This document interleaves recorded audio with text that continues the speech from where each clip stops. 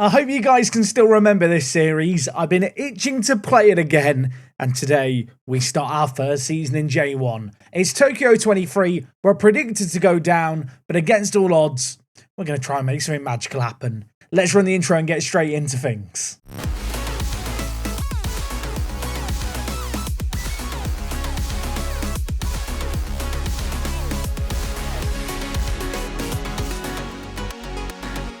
Yes, folks, how is it going? And a warm welcome back to Tokyo 23 FC. I have been away at the Football Manager World Cup in Liverpool. I've been back a couple of days, to be honest, just resting and having a little bit of a detox from Football Manager. Played a whole lot of it over the last week, but we're back here today with a long-awaited resumption of our J1 season. I appreciate Football Manager has just been made free to play on the Epic Game Store, so if you've not already picked up FM24, go check that out. It's available for the next week. I'll try and remember to put a link in the description, and perhaps if you're someone who downloaded Football Manager from Epic Games, you've gone on YouTube trying to find out how do I play this game and you've stumbled across things here, welcome, a warm welcome as well. There's loads of guides on the channel. Hopefully you enjoy your stay. So a little bit of a recap as to where we are right now. We are managing in Japan. We took over Tokyo 23 FC, a team who start down in the 5th division of Japanese football. And following 4 promotions in the last 5 years, we find ourselves now playing at the summit of Japanese football in J1. But due to the promotions we've had over the last few years, the summer recruitment strategy basically involved not really being able to sign anyone, simply because our reputation is so low. We sold £1.4 million worth of players over the previous 2 transfer specials. The most notable of those sales was perhaps the £500,000 sale of Asaru, who was a good little player, but of all the players we were able to sign off in the off-season, we did find a player significantly better. That man was Yamazaki, who sadly today is suspended for the first game of the season. And of course, if you can't quite remember and you're sat thinking, Jack, you've got loads of players signed here. Yeah, I know. We've just signed them for the B team. I'm going to hope that some of them fulfill their potential and break into our first team, or potentially some of them we can eventually move on for money. Now, I'll be honest, it's not very often that I take a step back from a save game I play here on YouTube for over a week and almost get a chance to think about things and how I do things differently. I'm sure we've all had that moment where you leave Football Manager for a few weeks, you come back and you decide you want to do things a little bit differently, and that's kind of where we're at here. Of course, I was playing over at the FIFA Football Manager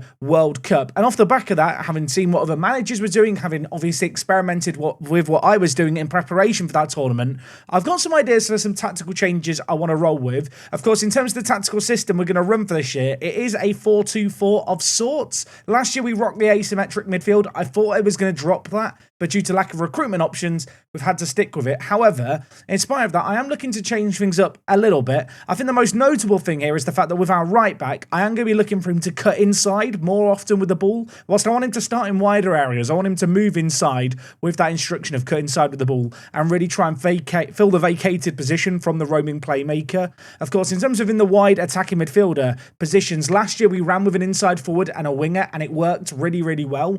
During lots of the testing and preparation I was doing for the FIFA World Cup, one thing that I kind of saw as particularly good with inside forwards was actually asking them to hold up the play, roam from position and sit narrower, whilst also kind of just having the ability to mark a specific position, that being the right back they have to play against. What that basically encourages is when we don't have the ball, the inside forward will go and mark the fullback that they're being assigned to mark through the mark specific position instruction. However, as soon as we get the ball off the opposition team, that player instantly snaps inside. They're going to sit narrow, try and get the ball into feet, and then allow players to rush on ahead of them. Of course, with that, we have a fullback on attack who's going to be doing exactly that. Similar to the wide player in the wing-back area, want them to start wide, but I am willing to encourage the fullback to dribble both inside and to the byline, hence the inscription cross from byline, while also encouraging him to take more dribbling options and cut inside. Essentially, you should hopefully see this year the fullback cut inside way more than they did in previous years, but alternatively, look to make those overlapping runs due to that instruction of hold up ball on the inside forward. As for the rest of the team, there isn't too much that's changed from last year, in all honesty. Just a few little micro adjustments needed. Ordinarily, I don't like to play a Football Manager at 100% efficiency, but I'd be lying if I was to say off the back of the World Cup, I didn't want to try and implement some of the stuff that I had some success with there with Sporting. And of course, on top of that, given the fact we're predicted to finish second from bottom, feel like we need each and every little edge that we can get over the opposition teams. Now, it is worth noting that heading into this first game of the year, we are without some key players. I mentioned Yamazaki, the new 18-year-old we signed. He is unavailable due to suspension. A couple of other players missing, most notable perhaps Luc Manga, our big set-piece threat. So the 21-year-old Cameroonian international, a fantastic player, but sadly broke his back, still out for 6 to 7 weeks. So we're going to be without this guy for a long old time. And another player who's sadly missing today is Sasaki, arguably the second best striker in the team. He's unavailable for the first 3 weeks of the season. In terms of the games we've got today, first and foremost, it's an away game against Matsumoto Yamaga. We are going to do an away day against them as we head to the Matsumoto Stadium. And then after that, a team that I've become more and more familiar with over the course of the last few weeks, Yokohama F Marinos. This team at the start of a Football Manager save game predicted to win the league, predicted to be the best team in Japan. In this universe, to be honest, they've really struggled. In fact, they've not won it since the beginning of the simulation. They had a couple of really stinky years the last few years, finishing 6th and 5th. Media prediction for this year is 4th. Certainly not going to be an easy game for us in the second game of the year, but at home, I want to believe an upset could happen. Now, if you're a new viewer stumbling across this series today, you're about to go into a proper work the space experience. It's time to do an away day. We're heading to Google Maps. We're going to see what the Matsumoto Yamaga Stadium looks like. And just as a reminder for those of you that have forgotten, I'm going to rant about car parks for the next 2 minutes. Buckle up, let's go on an adventure. So for today's away day, Matsumoto Yamaga, we are heading west. We are heading here so you can see the Nagano region. Here is Matsumoto, and somewhere here is a football stadium. This doesn't feel like the biggest place in the world. I feel like I should be able to find the stadium easily, he says, whilst not being able to find the stadium. Good news, everyone. I've found the stadium. Bad news, I'll admit it. I cheated. I had to go on Google and find out where this stadium was. Here is the Sunpro Alwyn Stadium, which from the outside actually looks quite nice. I think this may have been built in preparation for the World Cup in Japan. In terms of the car parking, there's just fields everywhere. Yeah, it's not great from a car parking point of view. I want to sit here and say, oh, look, there's all these activities to do around the edge. I mean, there's public toilets. There's car parking here. It just looks a bit sad, doesn't it? That's all I'm going to say. And in terms of street view options, it isn't looking great. You know what? Let's go on the main road next door. Let's have a look at the stadium. That's the cute little Japanese restaurant next door. Here is the stadium. It's very green, isn't it? Okay, this might be a crazy take. I actually really like this stadium. It just looks quite cute from the outside. It's really built into this massive kind of mountainous region of Japan. This beautiful little stadium in the middle. Looks very airy. Looks very green. And I mean, look at this. You don't get many football pitches that just have these kind of fields next door whilst also holding tens of thousands of fans. I wanted to get a view inside the stadium. When I go on this dot here, it just takes me to the street outside. Maybe I'm banned. This is one of the few dots inside the stadium. I mean, it looks bloody miserable, doesn't it, when it's this overcast? But the stadium itself, I mean, if nothing else, the roofs look very, very quirky. I mean, does that even count as a roof on the stadium? I mean, it doesn't, does it? They're just holding up the floodlights in a weird and wonderful way. I mean, this is a slightly better view if we just ignore the fact the photo doesn't get stitched together perfectly. I've done lots of away days, right? I have never seen floodlights like this in any of the away days I've done around the world. The rest of the stadium, I mean, look, it's not the biggest stadium in the world, but I feel like it's characterful. We can kind of see out here the concourse with all the fans walking in, and it almost looks like a theme park. Like, it's very green and gardeny. There's banners for all the different players. There's a little food area here with, the club shop. They sell the club shop stock out of a gazebo. It's my kind of football club. Wish there was a bit more footage of the stadium on match days, and I will admit, like, it does look a little run down. Like, the seats, they do look a little bit faded. I kind of wish they matched Matsumoto Yamaga's colours. But in terms of actual kind of stadium aesthetics, it is unique if nothing else, and I kind of love it for that. I guess the tricky thing here is on an away day scale, no car park, no party. I mean, there is technically a playground and a football pitch next door, but it's not exactly the most inspiring of facilities. What I will say is the little garden area around the stadium was rather cute. I kind of liked this away day, even though I feel like I'm not meant to. With that in mind, I've got to give it a score. 6 out of 10. Could have done better, could have been a lot worse. And of course, if you are new here thinking, does this bloke always do this thing where he acts like a food critic of football stadiums? Yes. Welcome aboard, get used to it. Anyway, I talked a little bit about some tactical tweaks this year. I do want to see a little bit more from the wing-backs. We've been getting loads of assists from them in previous years, but with this system, I am looking them to to cut inside a little bit more, sticking with an attacking mentality in spite of our promotion. We are going to look to focus the play in the wider areas. I am encouraging our overall attacking width to be more narrow, hoping that's going to draw teams narrow to allow the wing-backs to have that wider starting position with a little bit more space. In terms of the rest of the instructions, running at the defence I think is going to be very, very important this year, just using the pace that we have to hopefully hurt some teams. In transition, nothing too crazy going on here, looking to hit teams on the counter-attack in those wider areas. Get the ball to the winger on the right, get it to the inside forward on the left. In fact, it's the exact same instructions we had last year. And in terms of the out possession instructions, one minor tweak we're going with for this year, of course, we moved to that pressing style of play the last couple of years. We are going to look to invite crosses more.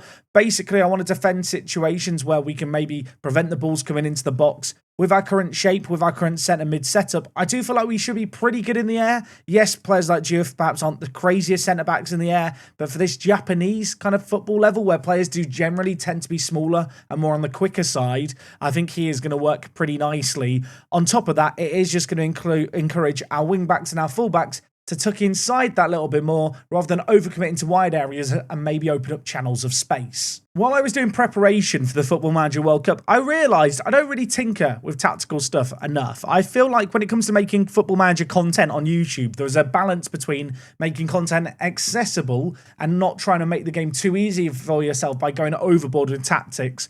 But on top of that, I feel like in maybe the last year or so, I've kind of completely neglected that side of my content. I imagine with FM25, there's going to be a lot of new players coming to the game, trying it out for the first time with the new user interface and such. With that in mind, I kind of feel like now is a good time to get in the habit of maybe explaining a little bit more tactical decisions and why I'm doing them. So I hope you've enjoyed that little addition to the content today. Okay, Matsumoto Yamaga are one of the weaker teams in J1. I suppose it's worth reiterating the fact that this year we are going into the league as the second favourite team for relegation, that we are expected to struggle. And if our best player, who I assure you is our goalkeeper, is going to drop crosses like that, we could be in trouble. That is absolutely shocking, isn't it, by Nakano there? I mean, on the one hand, you can look at it and say he got the ball into the box easily there, left back. You can see Kamiyama's told to mark that man, couldn't get there, but I feel like as a manager, you can't really account for what Nakano's done there. Have noticed they're playing a narrow 4-1-2-1-2. I might change things up a little bit tactically just to encourage us to even exploit the wide areas more than we do already. First and foremost, though, we're going to wait and see how this highlight plays out. As they're forced to go long, do feel like our fullback should have a lot of space to move into in these wide areas, just given how narrow they are. Maybe we can exploit that wide space without me needing to tell the players to look to play the ball wider. We'll see as this highlight plays out here. Kamiyama, Freya, it's lovely build-up play. There's a man in the middle to aim for. Takagi is that man. That is an exceptional save by their keeper. I mean, we have still got the corner. It's going to be Kamiyama over it, aiming for that near post. Whips in, Juffs is there, gets the rebound as well. And to be honest, it should be 1-1. I am going to make some instructional changes here. I'm going to encourage the players to play it wider, look for the overlaps more. Not something I was really intending on doing with this system. But given how they're playing this narrow shape, I feel like there is just room to exploit those wide areas as the away team, as the underdogs. Going to get a little shout of demand more in as well. Now they have the ball in this wide area. There's going to be a lot of emphasis on their wing-backs, I imagine, to get the ball into the box with crosses, if that is indeed where they're going to look to make play happen. Kunji plays it to Itakura, turns his man Freya, wins the ball back nicely and gives it to Nakano. I'm going to be honest, the club captain in goal has a lot to answer for after that goal we've conceded. That said, distribution not awful by him here. And at the moment, at least, we're holding on to the ball nicely. Yoshida with it. Over the kind of course of the last 30 plus hours I've played a Football Manager, I've had the replay and highlight speeds turned up faster. Suddenly, this feels like I'm playing the game in slow motion, but our players are moving the ball around nicely. Honda, he's back from his nightclubbing adventures, and Takagi has completely whiffed that.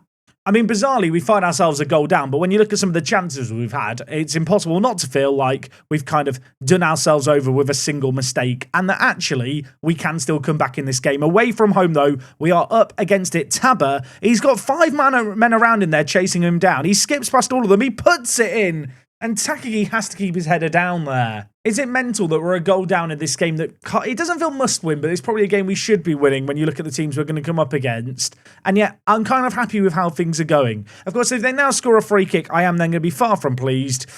Fortunately for us, that one has just gone over. Half time here, a goal down. I feel like the XG story tells you a lot about what's happened here. We had a number of golden opportunities. We hit the woodwork from a corner. We didn't do enough, though. Going to tell the players I'm not happy. Do wish at this point I had some of the bigger guns available to us. That said, looking at things here, Takagi's not at the best of games. I'm going to bring in Saito, an 18-year-old we brought in who I didn't think was going to be near the first team. But at this moment in time, I feel like he is a man to call upon. Elsewhere, Kamiyama in the wide area isn't having the best game out in the wide attacking midfield areas. So you know what? Hashizume, come on down. Hashizume, of course, a right-footed player, probably more suited to be an inside forward. Haven't added any extra instructions on for him just yet. I don't think I want him to hold up the ball, but I feel like I will just ask him to sit narrower and roam from positions here. Kind of want him to use that space behind our two strikers. Of course, the issue with playing this kind of 4-2-2-2 or 4-2-4, where you don't have a centre attacking mid, is there's just a lack of movement behind the strikers. The inside forwards need to provide that. And hopefully they are going to be able to provide that as we find ourselves on the defensive back foot. Again, a shot deflects. Diouf doesn't really clear it away convincingly. Shinamura keeps it alive. Gunji shoots. Gunji scores. There was a warning there, wasn't there, when we got the initial ball cleared after they hit the woodwork. That shot from range, very nice. Feel like at 1-0 in this game, we had chances to draw level and we missed them. And now suddenly we find ourselves in a very different predicament. 2 goals down here. I feel like I've got to berate the players. I'm a new man, by the way. No longer is it just about demanding more. Situations like this require me to get angry and to get mean. And I might have to get even more mean if they score here. That shot was not a million miles away. I'm weighing up if I need to change things more tactically, but in all honesty, I don't feel like we've been second best in this game. As the away team, obviously, you're always up against it a little bit, but we have created stuff. I think we can create more. We have created more. Saito scores. I think this is offside. He's running away with the football. That's usually a positive side, I feel like. He wants to get the kickoff done. Is the goal gonna stand? It absolutely is. It's 2-1. That is why we didn't make the immediate changes. Honda at inside forward making that run. Left it for Delacorte, the new left back. Sakaki inside to Saito.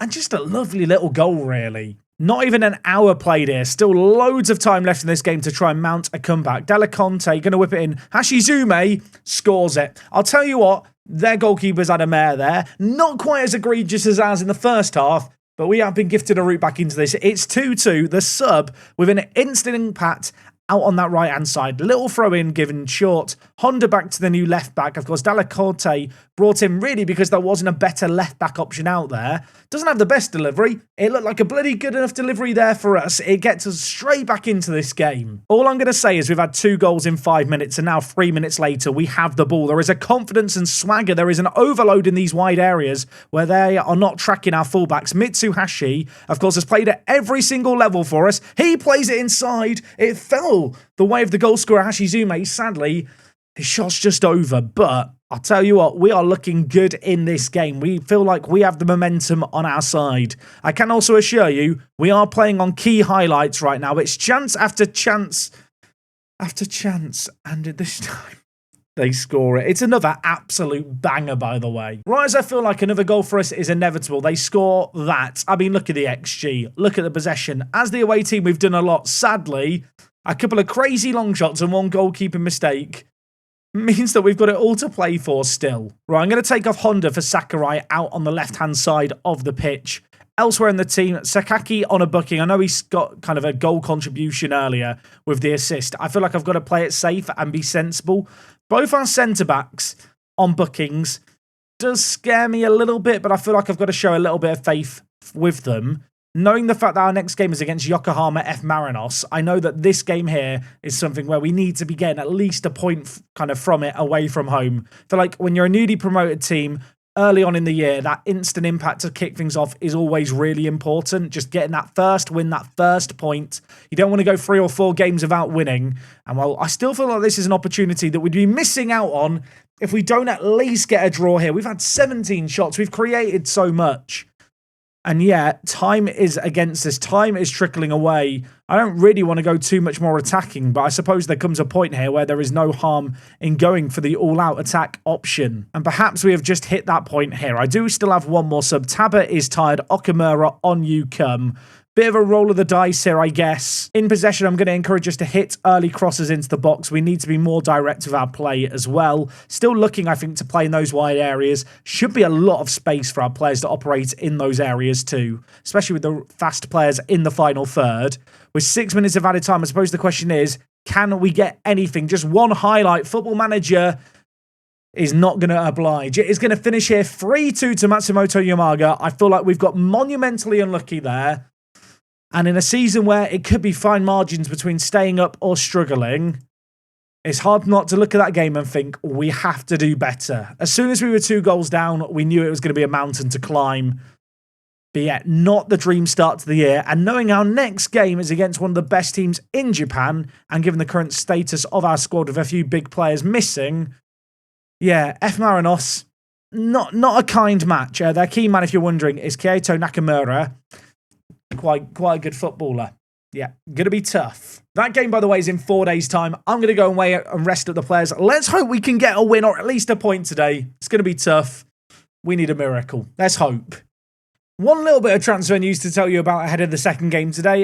Yeah, Kanishi has headed to Matsumoto Yamaga, who just beat us. I like the idea that amongst all the different offers he was made, because there were a few teams in for him, he made the decision to go to this team purely based on the fact they just beat us 3-2. We've got a tough task here against F Marinos. If we just look at their start to the year, they got a 0-0 draw.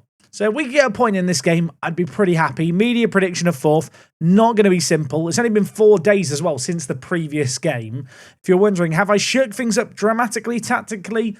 Not really, no, but Hashizume and Saito, who both came on off the bench and both got goals in the previous game, I am going to start in this fixture here. I do think to start this year, there is going to be a degree of picking players off form. We have a really well-rounded squad without too many superstars, and to be honest, whoever's putting the ball in the back of the net is going to be getting the nod, including, of course, Hashizume, who, let's be frank, he's not had a great goal-scoring record in previous years, but maybe he's a player who's just going to go up a level and inexplicably now in J1 tear things up. I hope that's going to be the case. We need him to be good today. This opposition are tough. Okay, let's see how we get on here. They are playing a fairly typical 4-3-3. We are, of course, persisting with our asymmetric 4-2-2-2. Have I said too many twos there or not enough? I'll tell you what, counting's hard. What you need to know is in 15 minutes here, they've not had a shot. We've had a few. We've actually had 69% of the ball as well. We are dominating possession. Average possessions as well kind of indicate we're pressing really high up the pitch, keeping them pinned back. When we do have the ball, they're not really looking to press us. So maybe something we could look at there as Nakamura gives it to Finatsu in this wide area. Back down the line to Nakamura. They've been quiet to open this game, but it takes one moment of magic. And that moment of magic is going to be provided. They've got Univara in their team and Diang. They've got some really good quality. 20 minutes into this game, we knew this was going to be a long old day at home. Given the start to the match, though, I was feeling optimistic. This goal here against run of play, well worked, to be fair. Maybe Nakano could have done a tad better, but yeah, 1-0 down. I mean, Diangana, who scored for them, not the craziest player in the world. I remember when he got sold by West Ham to West Brom, and that was a really big deal for £12 million. In this universe, he's not been great, but of course he scored against us, so he's now great. And Unavar here, the Dutch player, 26 years old, really just entering his prime. Significantly better than my players. Half an hour played here, just one shot on target in this game. It was that all-important goal. It's not been exactly a great first half from a neutral point of view. Bizarrely, minus the scoreline, not that I'm mad about how this game's going. As a newly promoted team at home against one of the favourites of the title, this doesn't feel bad. And yet, based on the fact they've had one shot and it's gone in, I kind of feel hard done by. Tabba's not had the best of games so far in this match, but I feel like he is one of the few players of real quality in this team that you just have to keep on no matter how the performances on the pitch are going. I am going to bring in Takagi for Saito. Elsewhere, Honda out on the left-hand side isn't having the best of games, so I am going to bring in Sakurai in that position. The 23-year-old came on last game, and, well, I'll be honest, he didn't make a great impact then. I hope you can do a bit better here. Given the fact we ask our players to run a lot, we ask them to press a lot, I feel like tired legs are just naturally a thing we're going to encounter. Rotating things in the attacking third is going to be important. Hopefully, the players we brought on with that injection of fresh-leggedness are going to be able to help us out. Sakaki back to DF. Of course, Sakaki is playing as our defensive midfielder on support. He does have the hold position instruction to hold things up and, well, to hopefully find balls like this to Delacorte, who plays it in. And Sakurai, who I said about bringing him in, hoping he could have an impact, He has absolutely hospital passed that to their goalkeeper. We've not yet had a shot on target. I'm going to ask the players to work it into the box a little bit more. Let's look for the overlaps a little more and look to pass into space. Going to up the tempo as well. I really want to take the game to Yokohama F Marinos here. We're very unfortunate to be a goal down. Can we turn it around with some tweaks here? Lucas Ferreira, the roaming playmaker, dispossessed. And now we do find ourselves a little open. Unanvar forward to Diang. Or Diagana. Does he have Diang on the back of his shirt? He does in this universe. He plays it inside. That is a sensational finish, and I think that is onside. I don't think this is going to be ruled out. It's a shot that pings off the underside of the crossbar. It's going to be a goal review here. And the goal, my friends, is going to count. Having been on the front foot, having looked good, we've gone over and perhaps overcommitted going forward. Diangana plays it across this finish here. Yeah, that's quite good, isn't it? You can't really do a lot to stop that. Right, Denise is going to come on in one position. Hashizume on the right. I'm going to take off and bring in Kamiyama. Going to save one last team talk for now. Going to ask the players to go on and make a difference for us. An hour play. Do you know what? Half an hour left. We scored 2 goals in 5 minutes last match. And, of course, we did concede another. We just have to basically do that again. It's the exact situation we were in previously. I don't know if this is a pointless highlight because I didn't pause to make changes if Football Manager's trolling me, but I'll tell you what, it was half a chance. The effort by Taba just wide of the post. Also, I don't know if you've noticed, my voice is very strained today. Probably not the best idea to be doing a video, but I just wanted to play some Football Manager, and I just wanted to see our players do well. So far, I mean, one of those things has happened. We've played some Football Manager, we've done a video, we've not necessarily done well yet, but there's still time, and at the moment, we're on the front foot. Taba plays it forward, he's offside. He's off, don't celebrate it. The flag's raised. I can see it. You can see it. Football Manager, you are trolling me. Goal review. It's offside. We all knew that. I mean, let's be frank. It wasn't close. I don't know why I've been shown it. I'm going to point out we've got a higher XG so far in this game. Maybe we can make something happen here. In-swinger towards Jif, headed away. We've not been bad in either of these games. It'd be pretty gutting not to get a result in either. Sometimes I feel like you just get a little unfortunate in-game. I feel like that's perhaps been our issue today, although there's still time. You know what? We could still turn it around. Denise, fresh as a daisy on off the bench, gives it back to Jif. He plays it back to Denise. The 2 Brazilian centre mids link up nicely. This is beautiful build-up play between the Brazilians. It's played across the box. It's in the back of the net. Tamba is claiming it. Not sure how that crossed the line, but the build-up play absolutely deserved that. We saw there the beautiful asymmetric midfielders linking up. Lovely build-up play. Dalacorte out on that left-back position. He's looked pretty good in this game so far. Wasn't given an assist there for whatever the dickings that was in the centre of the 6-yard box, but it doesn't matter. We've got a goal. We have hope. And now we have Nakano taking the ball down expertly at his feet. After his mistake last game, that did fill me with a little bit of dread as the ball came down with snow on it. But no, we have possession. We have the ball. We are knocking it around. Ferreira, Takagi. This is lovely. Sakurai whiffs his lines. Going to demand more from the players there. Look at the match momentum. Look at we're so unfortunate in this game. We've been very, very good in this match. Caught out twice on the counter-attack, I guess, is our issue. But fundamentally, we've not really been awful in this game. There's 4 minutes left. I mean, at this point, it's the same situation as last game, isn't it? I have to go on the front foot. I have to try and attack. We do already play such kind of an attacking style of play. It does make things tricky to go much more attacking, in all honesty. Okamura on Newcomb. Going to bring him on at centre attacking mid.